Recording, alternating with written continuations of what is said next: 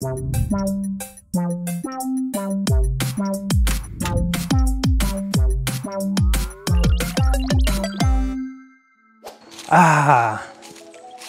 Est-ce que vous aimez bien ce cadre?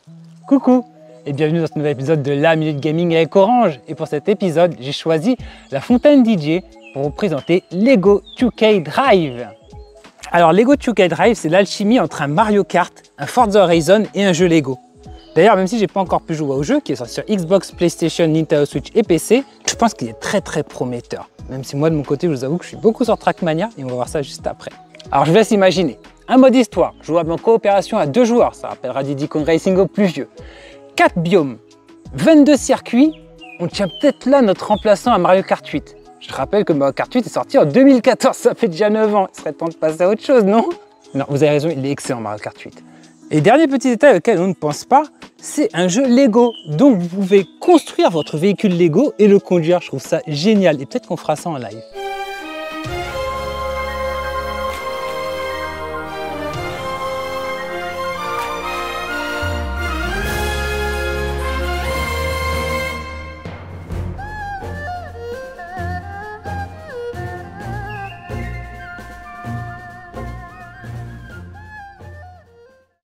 Je suis en train de tourner, je suis en train de me dire, il n'y a pas un truc que j'ai oublié? Et en fait, on est le 25 mai. Et en fait, le 25 mai, vous savez quelle journée on est? C'est la journée internationale du geek. Il faut savoir que s'il y a quelques années, le mot geek pouvait être péjoratif, de nos jours, c'est vraiment quelque chose à la mode. De toutes les façons, Elon Musk est un geek, Bill Gates est un geek, Steve Jobs était un geek. Allez, pour ceux qui n'ont pas envie de chercher, je vais vous dire ce que c'est qu'un geek. Un geek, en fait, c'est quelqu'un qui est passionné souvent par la culture scientifique, la culture pop ou la culture informatique.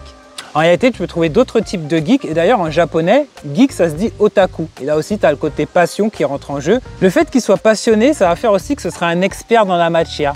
Du coup, comme je vous le disais, dans la culture occidentale avec geek comme dans la culture orientale avec otaku, les geeks et les otaku, c'est quelque chose qui est plus à la mode actuellement. C'est plus une fierté d'être otaku ou geek que l'inverse.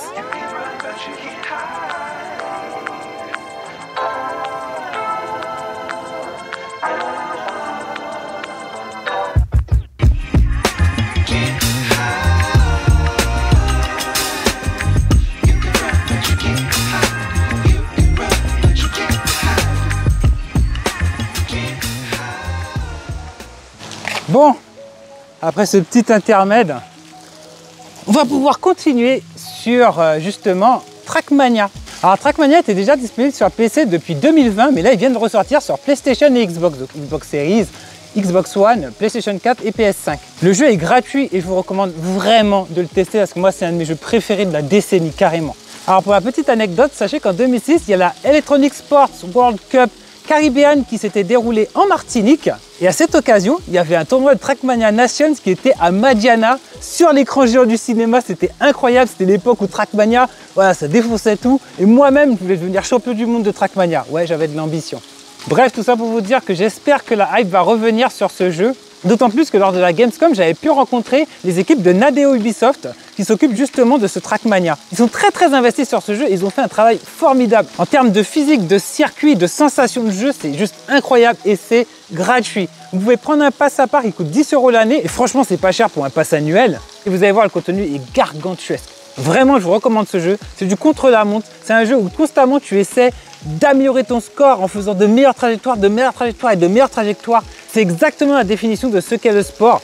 Se dépasser soi-même pour devenir toujours meilleur. Je pense que vous l'avez compris, c'est un jeu qui me tient beaucoup à cœur. Pfiou. Bon les amis,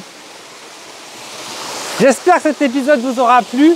Il se termine là, ça a été un plaisir de le tourner avec vous. Je remercie chaleureusement les équipes d'Orange Caraïbes pour me permettre de faire ce genre de contenu que je ne pourrais pas faire sans eux.